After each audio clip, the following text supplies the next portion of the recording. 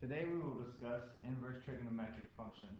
We've already talked a little bit about sine inverse, cosine inverse, tangent inverse. Now we're going to look at some things like cosecant inverse, cotangent inverse, all the reciprocals, secant inverse, and maybe some combined of everything. All right.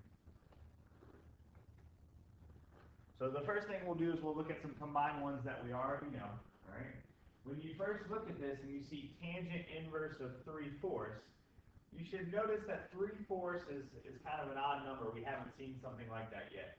Okay, because when we did tangent inverse last class, all we did was talk about points that were on the unit circle. Okay, well, 3/4 definitely doesn't come from the unit circle. So it goes back to when we used to have values that were not on the unit circle where we had to draw a triangle to determine the trig values.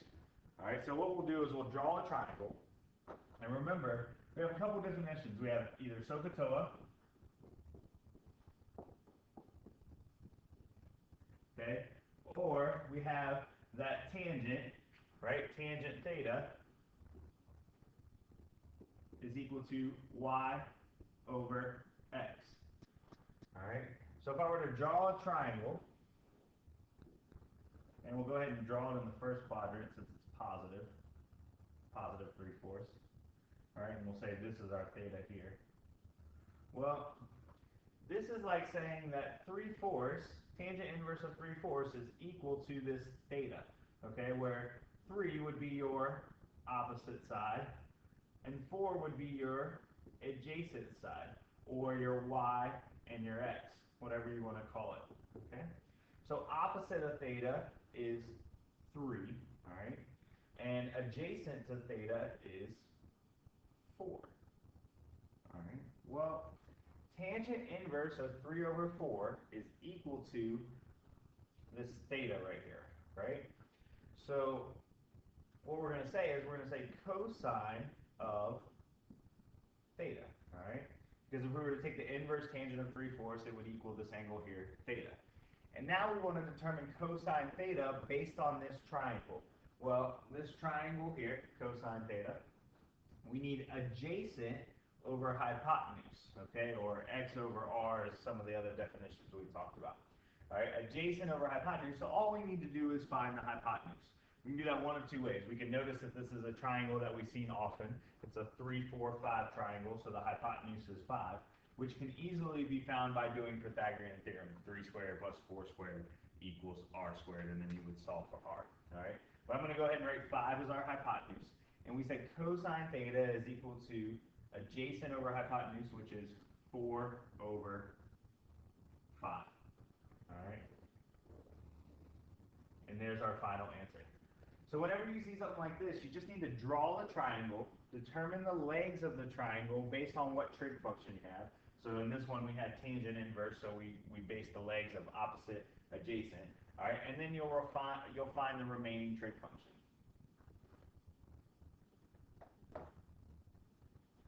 All right, so next on this page is super important, right? We've talked about sine inverse, cosine inverse, and tangent inverse, and just a little refresher. So when we had sine inverse, okay, y had to be in between negative pi over 2 and pi over 2.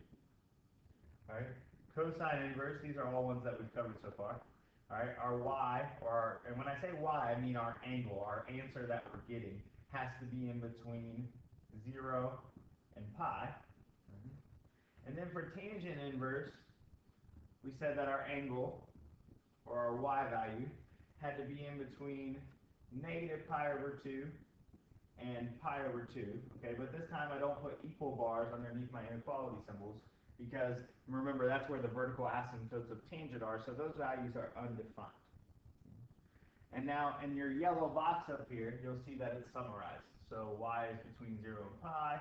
For secant, which you'll notice, that's the same thing as cosine inverse, right? It's its reciprocal. You can remember it that way. All right, but y cannot equal pi over 2.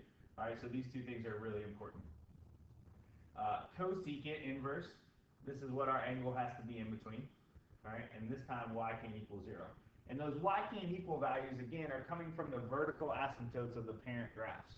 okay? But what I need you to do is just memorize, or memorize, that's a word. All right, what I need you to do is remember all of these ranges. All right, cotangent inverse has to be in between 0 and pi. All right, and again, this is exclusive, meaning that it doesn't include 0 and pi.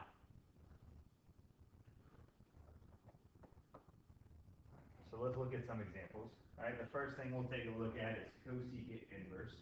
All right, we saw on the last page that cosecant inverse has to be in between negative pi over 2 and pi over 2, and it cannot be 0.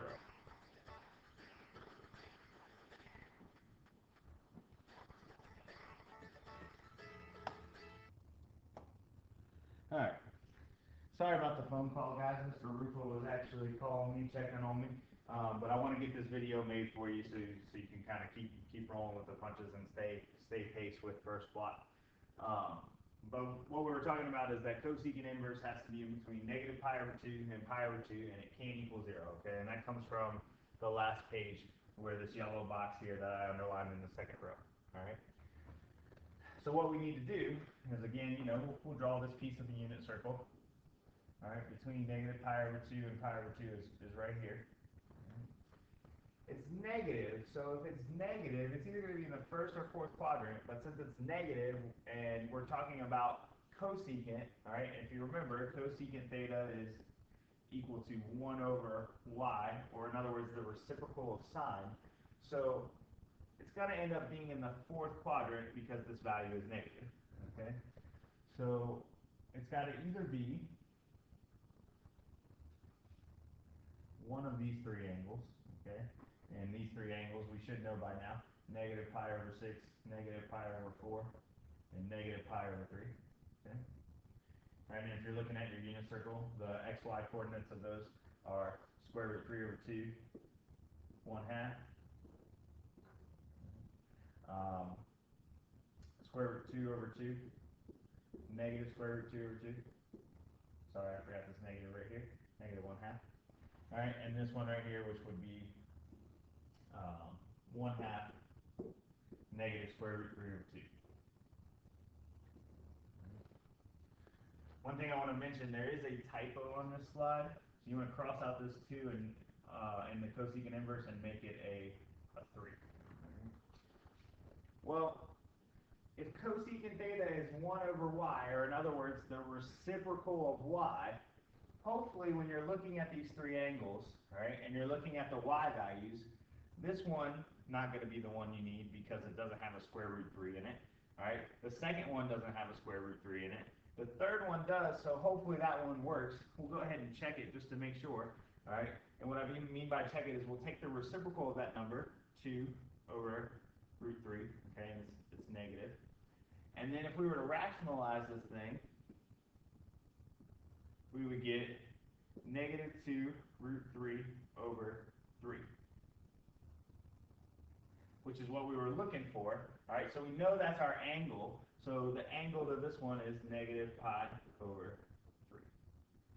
So again, when you're doing these inverse trig functions, you have to find the angle that corresponds to the point, okay?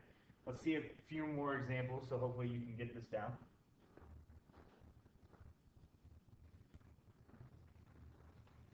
Let's look at cotangent inverse of 1. Okay. Well, if you look back at that yellow box, cotangent has to be in between 0 and pi. Okay. And remember, our original definition of cotangent theta is x over y. Okay.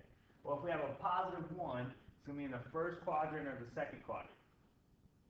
Let's go with the first quadrant, okay? If it's positive, it's going to be in the first quadrant, right? And the angle we're looking for, remember it could be one of these three, right? Either pi over 6, pi over 4, pi over 3. Well, at pi over 4, the coordinate is square root 2 over 2, square root 2 over 2. And if we were due to x over y there, square root 2 over 2 over square root 2 over 2, that would equal 1, all right, which is what we're looking for. So the angle would be pi over 4. Now, let's look at one other one. So if we were to do secant inverse of 2,